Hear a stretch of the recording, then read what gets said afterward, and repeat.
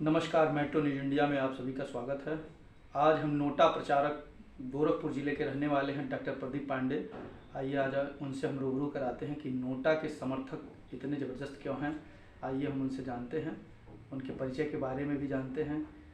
Doctor साहब का शुभ नाम। सर्वप्रथम मैं अपना परिचय बताता हूं। मैं डॉक्टर प्रदीप पांडे, 336 विधानसभा रुद्रपुर, मूल रूप से कौना रुद्रपुर देवरिया का रहने वाला हूं, लेकिन लगभग विगत 7 वर्षों से मैं गोरखपुर रहता हूं।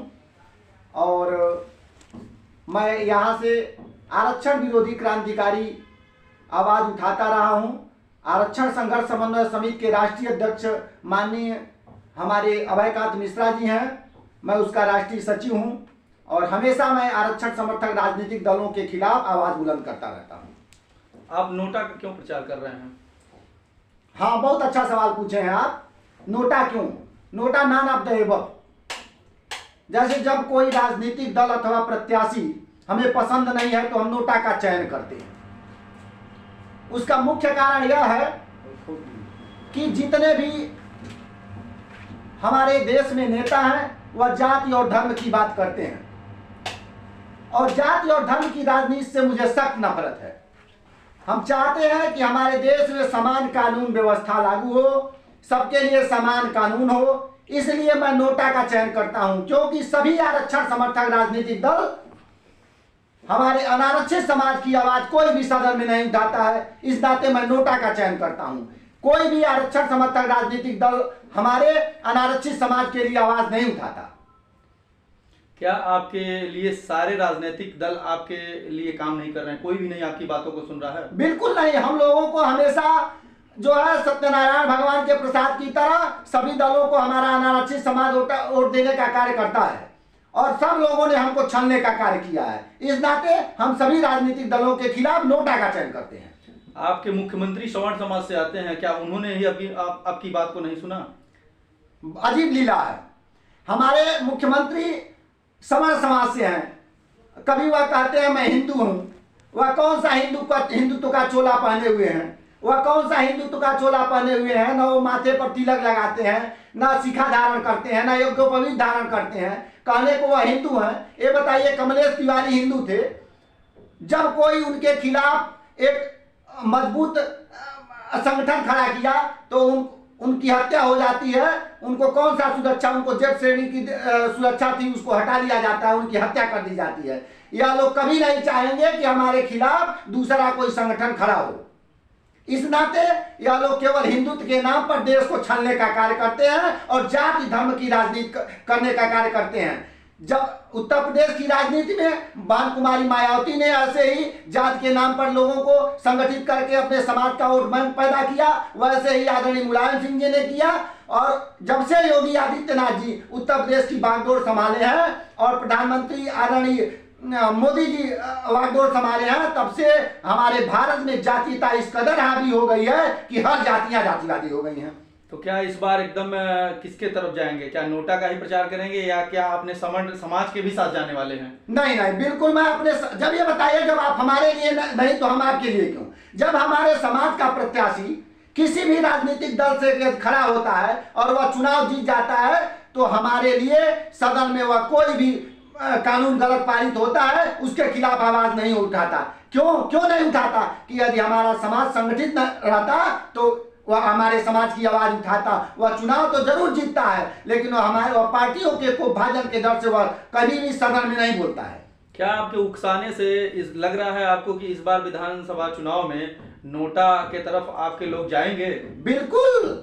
हमारा सवर्ण समाज संगठित हो रहा है और इन राजनीतिक दलों से दो हाथ करने के लिए तैयार है, और सड़क से लेकर संसद तक हम लोग लड़ाई लड़ने के लिए तैयार हैं। और आने वाले समय में हमारे सवर्ण समाज के धीरे धीरे लोग जग रहे हैं, संगठित हो रहे हैं। जब हमारा समाज संगठित हो जाएगा तो किसी भी राजनीतिक दल को जो है संगठित होकर के एक साथ सशक्त वोट देने का कार्य करेगा। अभी विधानसभा चुनाव बहुत करीब रह गया है, 1 महीने में सारा खत्म हो जाएगा। तो क्या आप हर विधानसभाओं में अपने नोटा प्रचारकों को लेकर घूम रहे हैं, जागरूक कर रहे हैं लोगों को कि नहीं? नहीं, हम अपने पहले सर्वप्रथम अपने सवर्ण समाज को संगठित करने पर लगे हुए हैं। और जो सुरक्षित लोकसभा बांसगांव है, लोकसभा है, विधानसभा बांसगांव है, खजनी है, इन विधानसभाओं में हम लोग जाकर घर घर जाकर लोगों से, अपने संवर समाज के लोगों से आग्रह करेंगे और आपके मीडिया, आपके चैनल के माध्यम से जो है बांसगांव सुरक्षित लोकसभा और विधानसभा और खजनी विधानसभा के लोगों से आग्रह करूंगा, अपने संवर समाज के लोगों से आग्रह करूंगा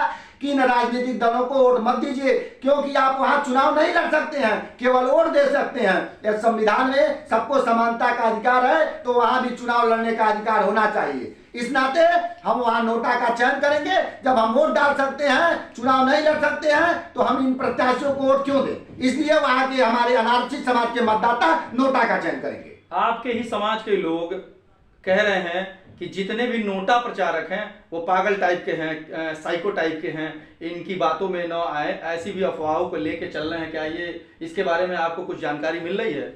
नोटा को वोट कौन देता है?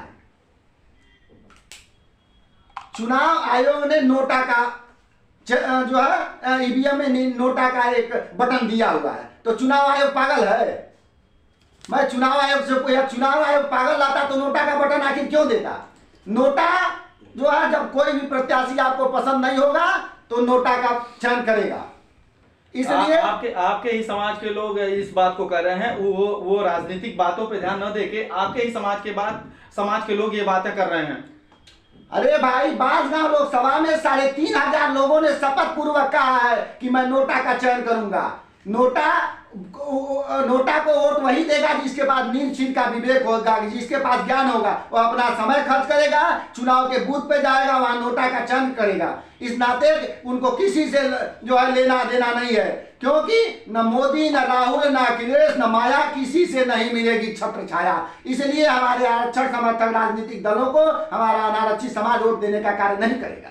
आपके जिले में 2 सुरक्षित सीटें हैं, खजनी विधानसभा और बांसगांव विधानसभा। क्या इसमें नोटा के समर्थक को आप कितने लोगों को जोड़ चुके हैं अभी तक? नोटा हमारे कम से कम 100 से ऊपर संख्या हमारे नोटा के प्रचार करने वाले हैं। आरक्षण विरोधी संगठन हमारे हैं और जो है आरक्षण संघर्ष समन्वय समिति राष्ट्रीय अध्यक्ष है, जो है उसके बाद से अवधेश मिश्रा जी हैं, उसके बाद से हमारे सवर्ण आर्मी के जिला अध्यक्ष जो बहुत दिनों से बहुत अच्छा चल रहे हैं, हर प्रदेशों में जाने का कार्य कर रहे हैं, आदरणीय प्रभात दुबे जी, मैं उनका क्रांतिकारी अभिवादन करता हूं और लोगों को प्रेरणा देने का कार्य कर रहे हैं। हमारे तो प्रेरणा स्रोत बन गए हैं। और उसके बाद से नोटा का जो हमको सीख मिला, या बिहार से आदरणीय प्रद्युम्न सिंह जी जो हैं, वह नोटा के स्टार वहां के प्रचारक हैं, उनसे वह हमारे इसके माध्यम में वह गुरु हैं।